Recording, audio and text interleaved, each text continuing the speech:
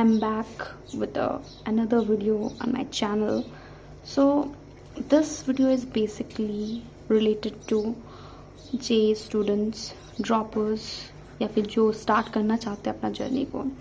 और कुछ ऐसी चीज़ें मैं तुमको बताना चाहूँगी जो चीज़ शायद अभी दिमाग में नहीं आ रही है, अभी दिमाग में आएंगी भी नहीं। वो तब दिमाग में आएगी जब तुम एग्ज़ाम दे चुके होगे, जब सब खल्लास हो चुका होगा, एग्ज़ाम वगैरह हो गया होगा, सब कुछ ख़त्म, उसके बाद आती है ये बातें। क्योंकि मुझे पता है ये बातें क्यों आती है अभी, बिकॉज मैंने एग्ज़ाम दे दिया है।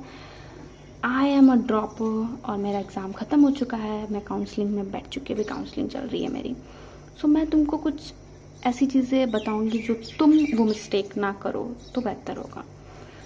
तुमने ऑफकोर्स बहुत सारे वीडियोस देख चुकी होगी, रोड मैप वगैरह, कैसे चलना है, कैसा पढ़ना है, क्या करना है, बट कुछ ऐसी चीज़ें जो किसी ने नहीं बताई होगी। फर्स्ट ऑफ ऑल कि तुम कौन सी कोचिंग ले रहे हो, ऑफलाइन या online, that matters a lot. Online में बहुत अच्छे कंटेंट है, ऑफलाइन में भी अच्छे कंटेंट है, but it depends upon you कि तुम कौन सा कंटेंट ग्रैस्प कर पाओगे। ऑनलाइन का ड्रॉबैक ही सबसे बड़ा है डिसिप्लिन। मैंने भी ऑनलाइन कोचिंग की है और मुझे ऐसा फील हुआ कि I am not made for online coaching. मेरे अंदर वो गॉड लेवल का डिसिप्लिन है ही नहीं कि मैं रोज़ अपने आप को 6 घंटा बैठा कर रख पाऊँ लेक्चर्स देखने के लिए, फिर खुद से बैठूँ पढ़ने के लिए without seeing the competition around me. तो मुझे ऐसा लगता है कि मेरे सामने अगर कंपटीशन में देख पाऊँ तो मैं ज़्यादा अच्छा परफॉर्म कर पाती हूँ, अपना मैक्सिमम पोटेंशियल यूज़ कर पाती हूँ। तो आप में से भी बहुत लोग होंगे जो उसको लग रहा होगा कि हाँ मैं तो कर लूँगा, ठीक है आप कर सकते हो, बट पहले अपने आप को एटलीस्ट 1 हफ्ता दे के देखो। 1 हफ्ता अपने आप को देखो कि तुम डिसिप्लिन में अपने आप को रख पा रहे हो कि नहीं। प्रॉपरली 6 घंटे का क्लास करो, प्रॉपर नोट्स बनाओ, लेक्चर्स देखो, डीपीपी करो, सब कुछ होमवर्क करो और देखो कि क्या तुम उस डिसिप्लिन को मेंटेन कर पा रहे हो। और अगर 2-3 दिन करने के बाद ही लगे कि नहीं डिसिप्लिन टूट जा रही है, नहीं सक रहा, then try to take a offline coaching somewhere.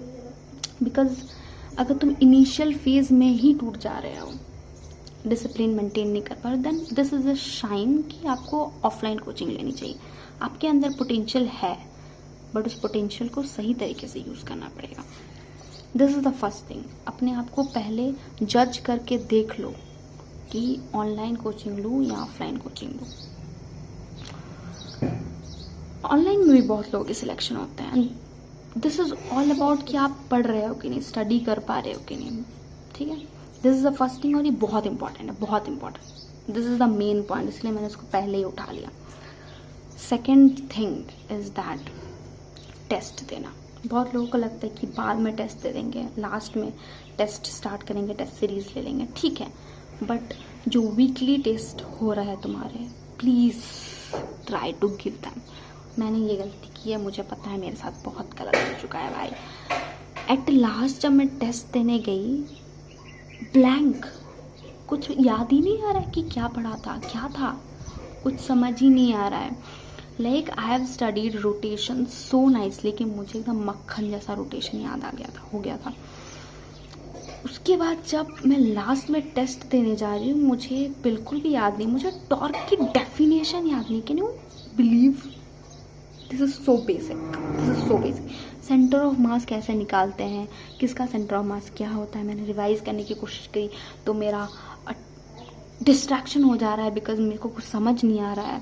मुझे लग रहा था कि मुझे फिर से लेक्चर्स देखने पड़ेंगे। दिस इज़ ऑल बिकॉज मैंने टेस्ट नहीं दी।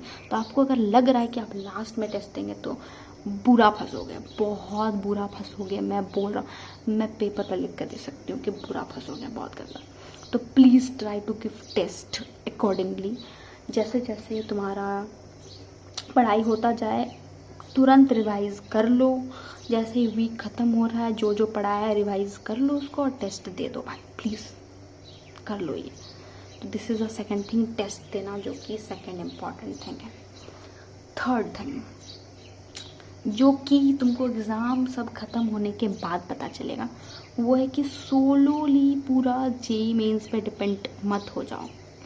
जेईई मेंस का प्रिपेयर कर रहे हो, but at the same time बहुत सारा अलग एग्ज़ाम्स भी कंडक्ट होते हैं, सबका फॉर्म भर दो टाइम से, टाइम ख़त्म होने से पहले सबका फॉर्म। मुझे पता है बहुत लोगों को पता होता है कि कौन सा एग्ज़ाम कब होता है, सब कुछ बहुत लोग सोच रहे होंगे कि क्या है, बट अगर कुछ लोगों को भी नहीं पता है कि बहुत सारे एग्ज़ाम्स होते हैं, जैसे कॉमेट के होता है, KCET होता है, बिटसेट होता है, UJE होता है, और भी ऐसे बहुत सारे कर्नाटक के कॉलेजेस के एग्ज़ाम्स होते हैं, MAT होता है मणिपाल का। सो अगर आप सेम ही चीज़ पढ़ रहे हो, सेम ही कोर्स पढ़ रहे हो, सेम ही सब कुछ है, तो क्यों तुम कुछ एग्ज़ाम छोड़ दो, सारे एग्ज़ाम्स के भर दो।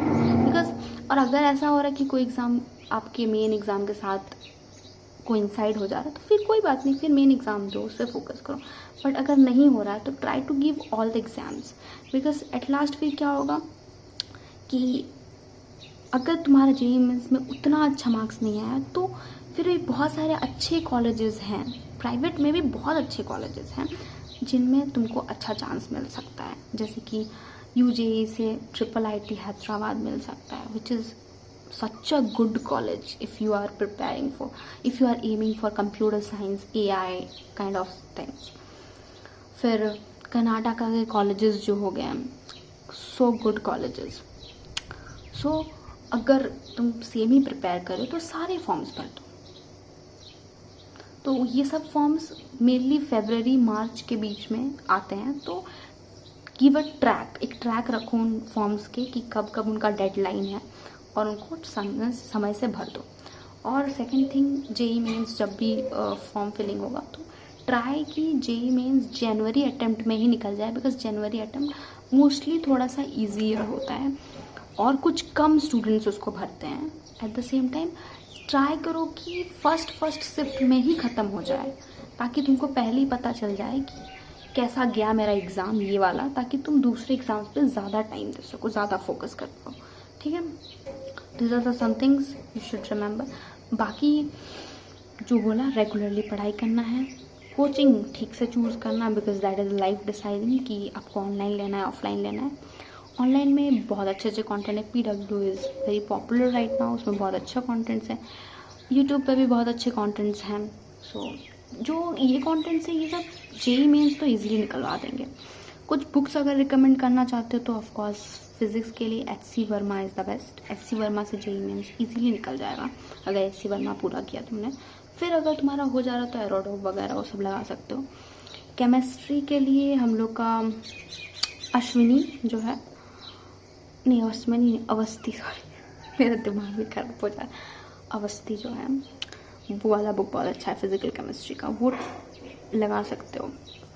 बिकॉज अभी अगर 11th में हो तो ट्राई करो, लगा सकते हो इजीली, बहुत टाइम है तुम्हारे पास फिर तो।